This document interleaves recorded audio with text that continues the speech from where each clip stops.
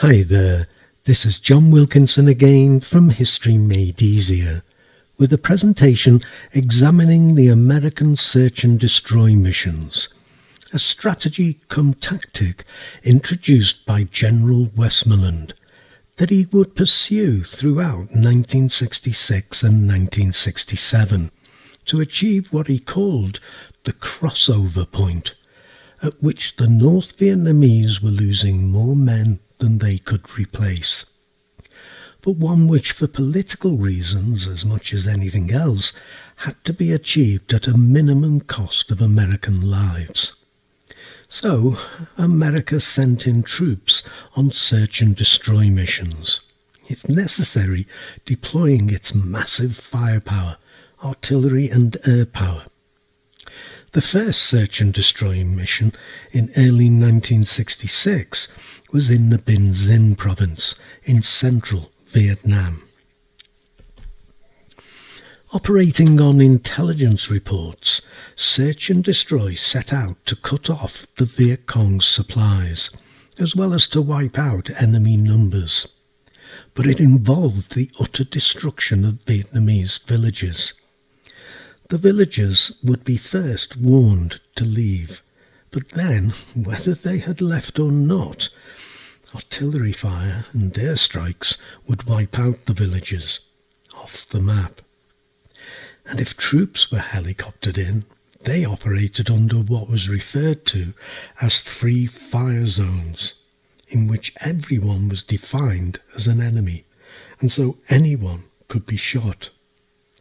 The GIs referred to them as Zippo missions, because it was their Zippo cigarette lighters that they used to set fire to huts. In the first campaign in Binh Dinh, it led to 100,000 refugees.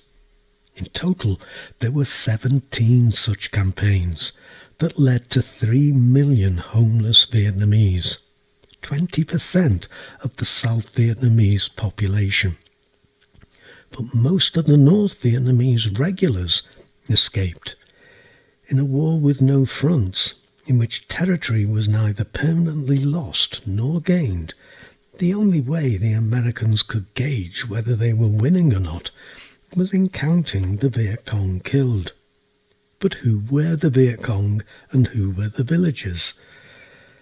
The Americans certainly didn't know, so the numbers of the enemy killed were hugely inflated.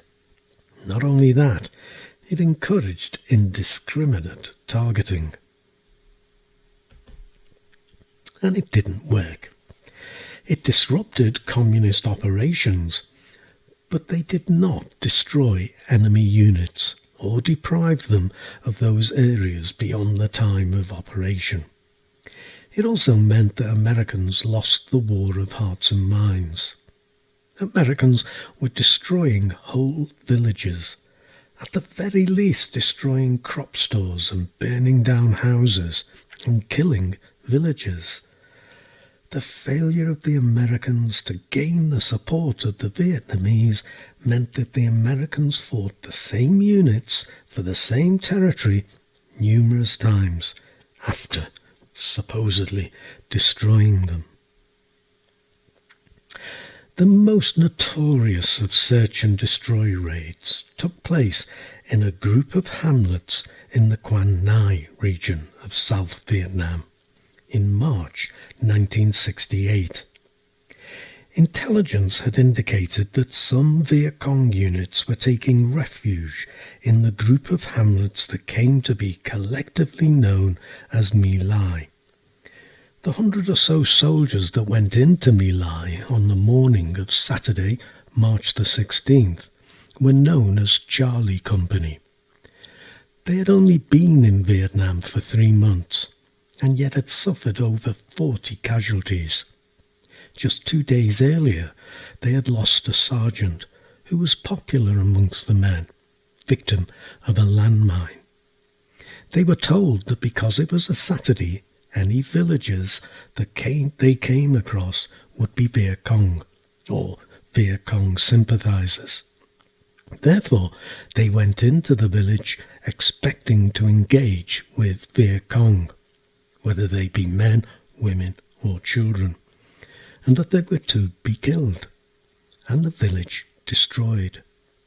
But clearly the families they found there were not Viet Cong. They were ordinary peasants. And what happened was a massacre, a war crime. The killings seemed to have started without warning, but thereafter there was a systematic rounding up and killing of villagers, whether they be elderly men, women, children, or even young babies. Somewhere between 350 and 500 villagers were killed.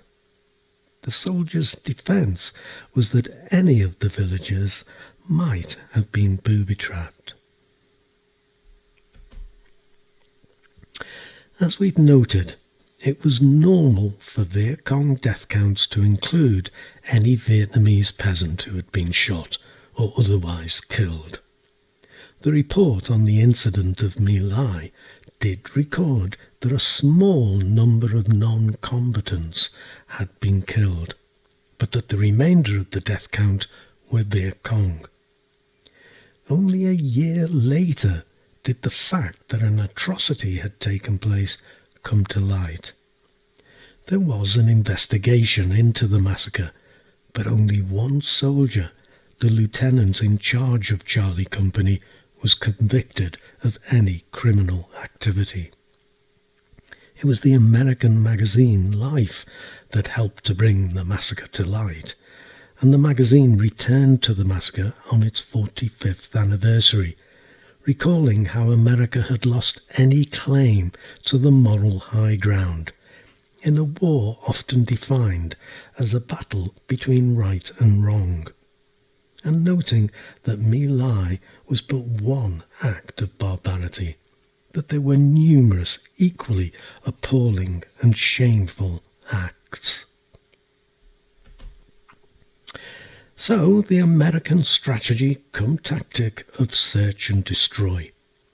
It couldn't really have gone more wrong for America, or for the hapless Vietnamese peasants. So thank you for listening, and the very best of luck with your studies. But before I go, could I ask you to please subscribe to my channel if you haven't already, and to tell your friends about it too. It simply gives me the motivation to carry on helping you guys. Cheers.